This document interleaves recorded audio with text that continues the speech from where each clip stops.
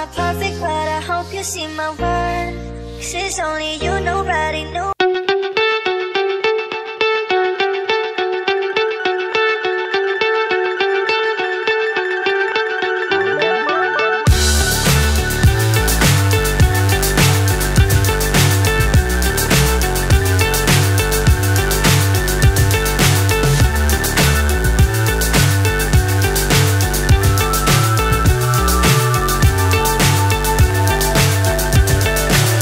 So high, I'm hypnotized. What's up is down, what's left is right. Chasing stars and holding you. I can't see the end, but we'll see it through.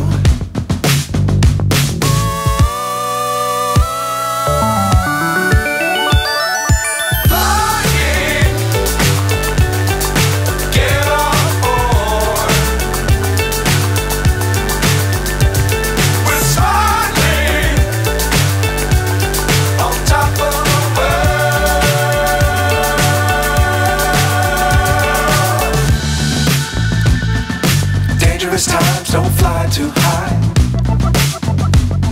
Be sure to keep the ground in sight. Fly forever if you keep it tight. Love the world, but keep the sky on your mind.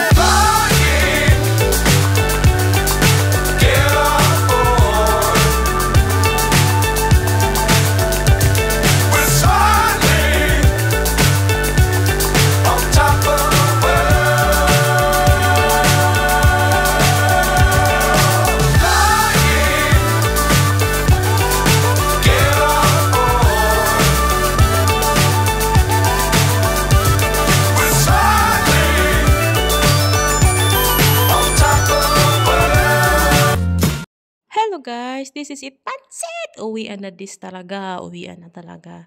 So, huwag kayong magtaka bakit ganyan yung mga gamit ko kasi na-over luggage tayo.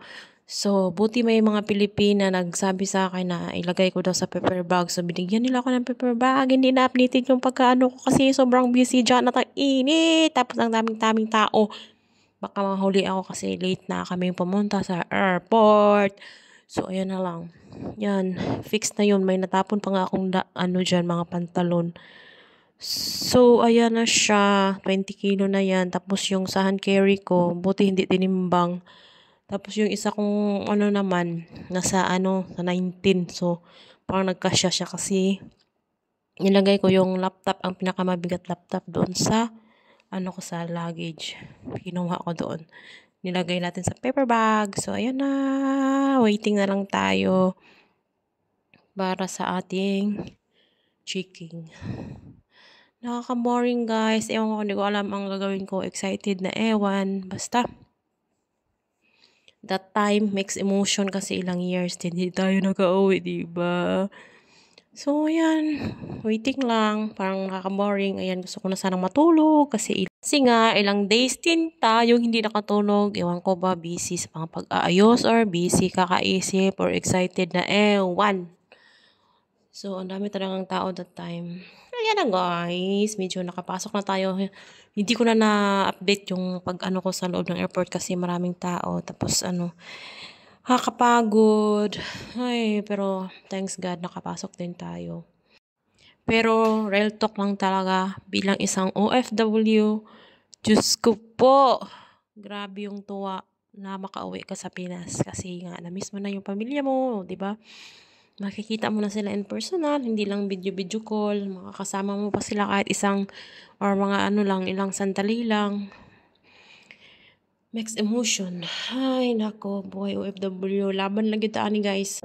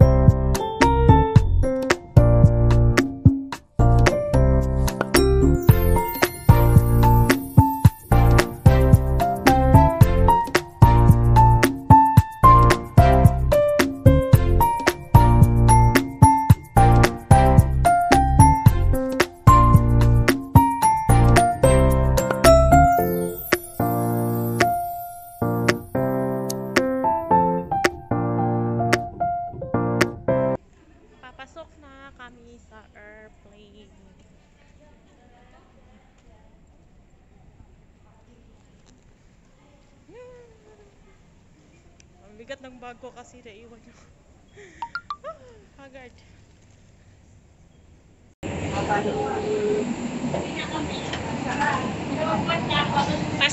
Papasok na kami.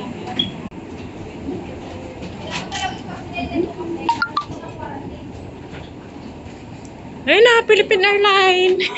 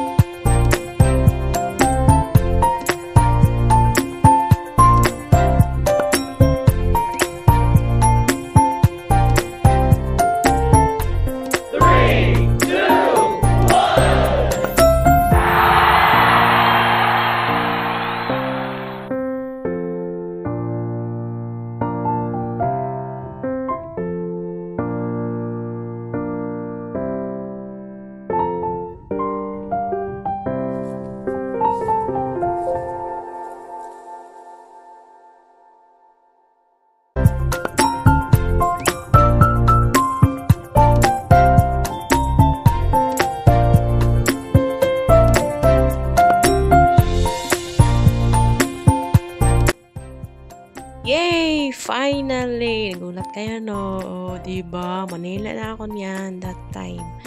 And then, first meet namin magkita ni Maymay, pamangkin ni Jowa. So, siyang nagsunto sa akin kasi pasyal muna ako sa kanila. Diba ang OA? Video. May video pala. Dito kami sa Baklaran, no? Ano po, Pasay? Pasay pala, Baklaran tuloy. Dagdag ko sa content. Ulan.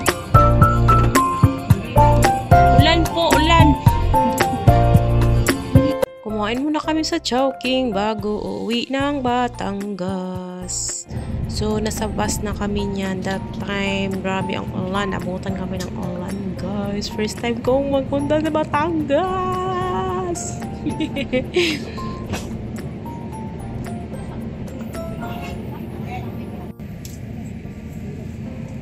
Biyahe na kami pa Batangas. Batangas ito. Nasugbo pala. Biyahe na kami. Medyo maulan-ulan siya, kaunti.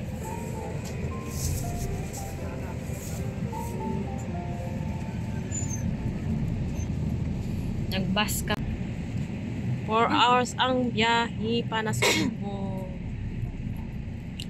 Sagad-sagad na ang kapagod. Antok, walang tulog.